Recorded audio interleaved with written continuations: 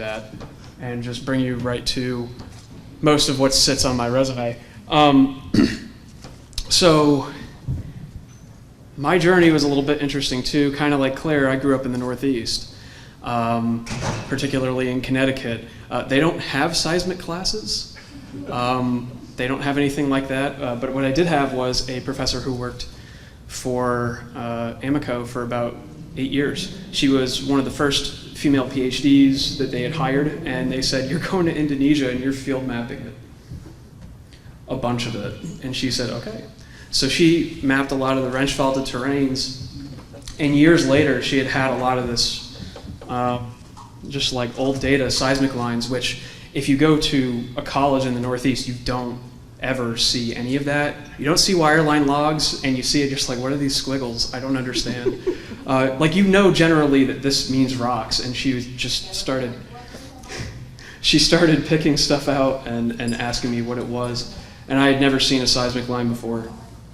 And so that's where I thought it was kind of interesting, because I was like, okay, so they're using different techniques to figure out different characteristics of the subsurface. That's pretty interesting. But my bachelor's in earth science, actually, although I was taking geology classes, I focused more on the meteorology side. So I took a lot more math and physics heavy stuff. And my undergraduate research topic was actually on modeling and doing thermal mapping of Philadelphia's urban heat island. So that's what I did. And I did a poster for that at GSA, and I was scared that no one would want to talk to me. And I actually presented that poster in 2 different years in 2 different versions. And there were people telling me that had worked for environmental consultants. They said, you should probably publish this. And I was like, yeah, maybe. I didn't, but that's okay. But what you'll notice is that there's 2 years in between the bachelor's and the master's and the master's and the PhD. And the reason is because, well, I wanted to work. And so after finishing the bachelor's, I had a lot of professors and mentors that were telling me, yeah, you know, your grades are great, you're fine, but it was never really told to me how important it was to network with people. So I kind of had to figure and stumble across myself. So after I graduated, I applied to different schools, UT being one of them. I applied 2 years running and didn't get in either time. I even flew myself down on my own dime to Texas to visit several different professors at Rice and also at UT. And it didn't work out, but I didn't stop. That's the key. Keep trying. And so I was working, as you can see here, as a waiter, a bartender, for the better part of 9 years, nearly a decade. And you get a decent amount of experience and perspective when you have to work a customer service job for a very long time. And I'm seeing some nodding heads here, which is great, because that kind of experience definitely puts a level of rigor under you that will that will shine moving forward. Your persistence will pay off. And so after doing all of that, I got a job when I had finished with the bachelor's at Yale University, particularly with the Peabody Museum in the invertebrate paleontology department. And after I had graduated, I said, well, I never took field geology, I never took any of these classes, so I went back to my professors after I graduated and said, hey, I don't have any money. Can I take this? Just not even audit it. I don't want to take it officially. Could I just take field? And my professor said, yeah, so long as you're willing to do the work. So my other point there is ask for help if you want help. If you want to do something, see if there's leeways. You know, see if there's something that your professors can do for you after you graduate. It's, you know, stay in touch with people. That's super important. And so that's what I did. And so I was taking field geology unofficially, which met on Tuesdays and Thursdays from 12 p.m. to 5 p.m. And we were mapping quadrangles in Connecticut, entire quadrangles, going up and down every single road and knocking on people's doors and asking, can we look at the rocks in the back of your house? And they said, why? And so we would have to give that explanation many times. And so after that, I talked to my boss at the Yale Peabody Museum, and she said, well, actually, my PhD advisor is at A&M. And I said, what, who is he? She's like, Mike Pope. And I was like, okay, Mike Pope. Interesting. Looked him up, and she's like, yeah, I know, he's really awesome. And so I sent out an email to him, and then got talking to a couple other professors within the department. They had Skype calls with me. I told them, I said, hey, I was going to apply for the spring 2015 semester. They said, great. And Mike was willing to take me on as a student for the master's. And so I did the master's from 2015 to 2017. I graduated in August 2017, and then I didn't have a job lined up. And that was because I tried. 2015, 2016, 2015, I'd gotten interviewed by 14 different companies. I got an internship offer from one, and they rescinded it because the price of oil went down to $26 in January of 2016. So the next year in 2016, so I started in the winter, so I would have 2 years for the master's, but 2 recruiting seasons, so I could go through and shake as many hands as possible, but also present my research, meet people, and also get the opportunities, or potential opportunities, as many of those as I could. And so 2016, I got interviewed by, I think, 4 companies. Nothing came of that. By the time I graduated, didn't have anything, but I talked to the department head at my alma mater, and I said, hey, remember me? And he said, yeah. So he said, you want to do an adjunct job? Just, a gig for a semester to hold you over? I was like, yeah, that's fine. And then at the same time, the Yale Peabody didn't have another grant or something that I could work on at the time, but I decided to volunteer time there at the same time that I was teaching 200 level courses at my alma mater. And so I said, okay, well, this will go pretty good. And then Mike Pope reached out to me, and he said, yeah, there's someone down in Houston looking for a geologist. And I said, oh, okay.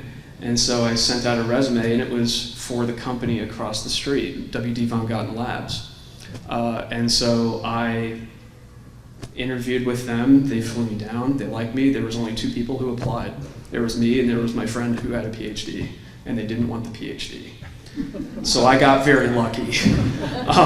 So I said, yeah, I'm definitely taking that job, because why not? And I worked there for a year.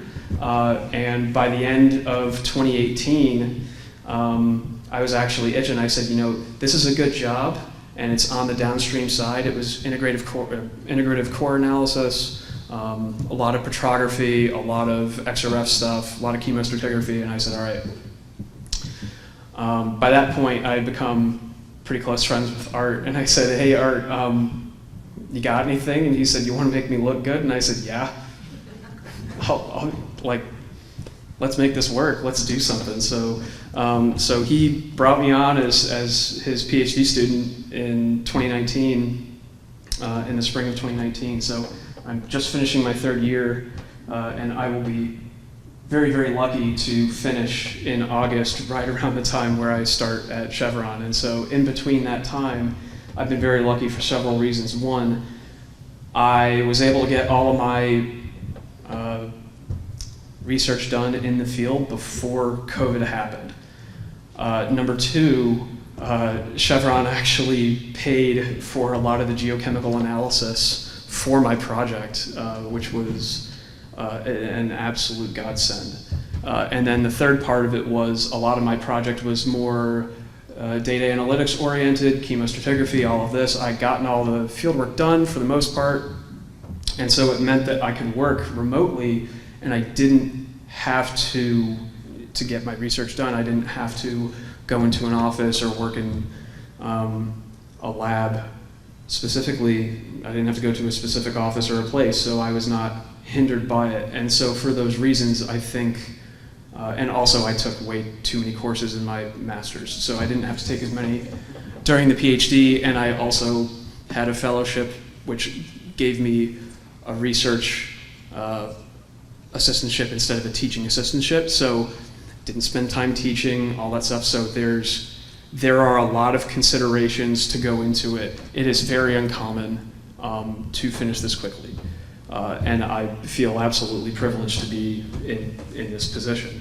So speaking of the internships, I had never had an internship when I finished my master's, and I started this Ph.D. with the sole purpose of getting internships. I said, I need to do better with my resume, I need to do better with shaking hands and meeting people. So in 2019, the recruiting season came in, and I applied to Chevron. I don't know why, but I don't think I applied to Chevron before. And I don't know why, Chevron was not on my radar for the longest time until I had actually worked in the industry. I was like, oh, yeah, okay. And so I said, you know what, let's look at the culture, let's see how they might mesh with me, how I might mesh with them, and I sort of did some research and said, okay, this is looking pretty good. Went to the career fair, talked to the recruiter there. There was actually two of them, and these two recruiters were super kind, and they got me into an interview with them, and we just had a discussion, and it felt right. The discussion flowed, and that's kind of what you want when you go into an interview. You don't want to get in your head. You want to really just answer the questions, but also beforehand do some prep. Doing some prep beforehand, I think, it can go quite a long ways. And so I had also had the boon of being involved within student organizations. So I was the AAPG Student Chapter President at TAMU for 2 years, from 2019 to 2021. And then my best friend, David Shafransky, also in the department, he was the president of SEG. He said, I need a secretary. And I said, all right, let's do it. So we had actually decided to work our two chapters together and hold a lot of joint meetings, and we worked also with SPE, the SPE chapter with A&M, and we held a lot of events and had really good speakers and good events. And then I'm acting as sort of like a young professional mentor for our IBA team this year, which I didn't know that was a thing, but apparently it is. So that's really exciting. And I think I have a meeting with the team next week, so that's really cool. But the long and short of it is that the work that I'd done for Chevron through the first internship was all remote. The second internship was also all remote. And it was a very unique experience, and it was very rewarding as well, because I had, in both internships, I had 4 mentors.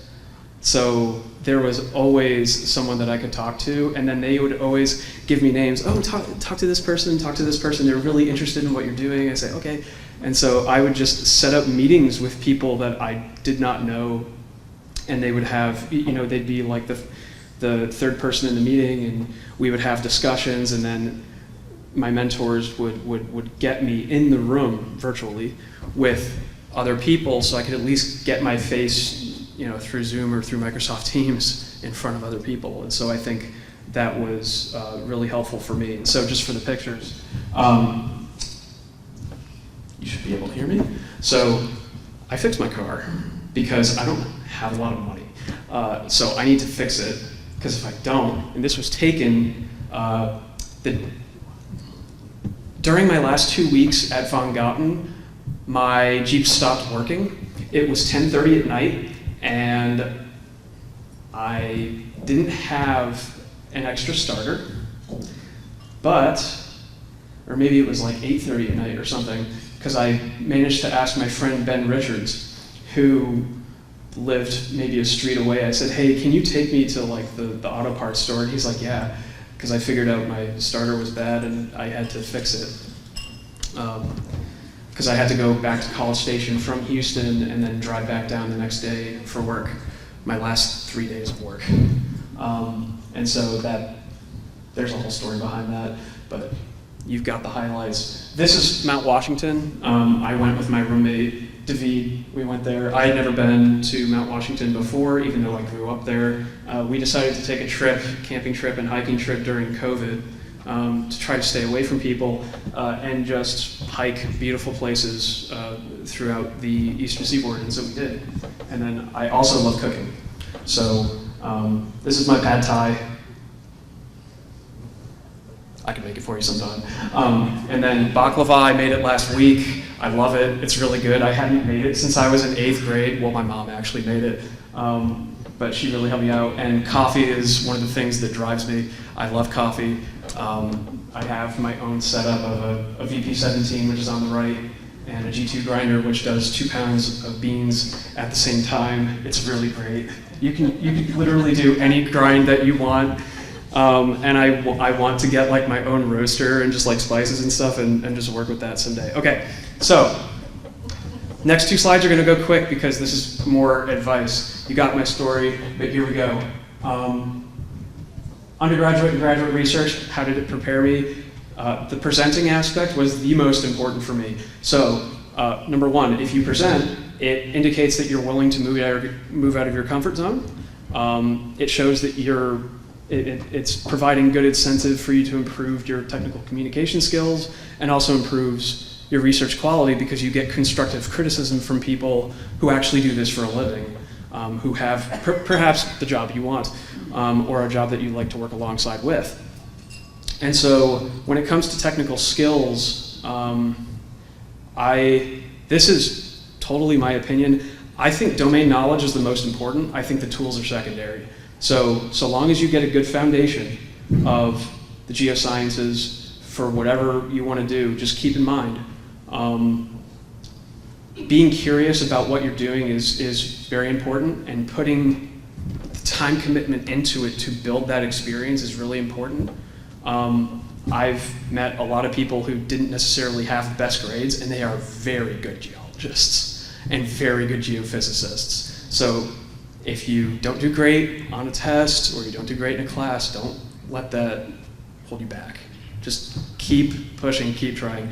And then for the tools, like data science, machine learning, and all that stuff, I think experience and time investment for things like that, because those are becoming way more prevalent in the geosciences, definitely playing around with those tools is very important, figuring out how they work, what the advantages and disadvantages of those are, and when it's appropriate to use them, very, very important. Having that intellectual curiosity is also very important.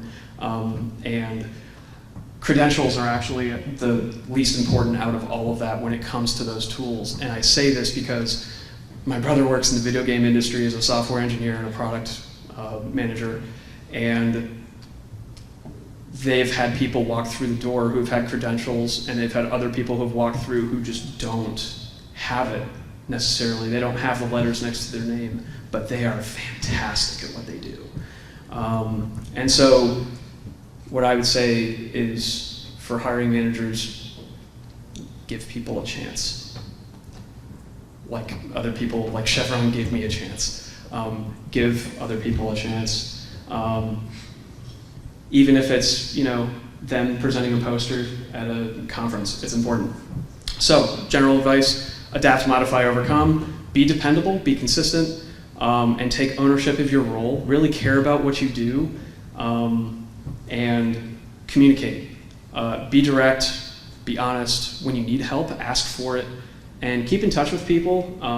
Handwritten letters are good, even an email if you don't want to do that.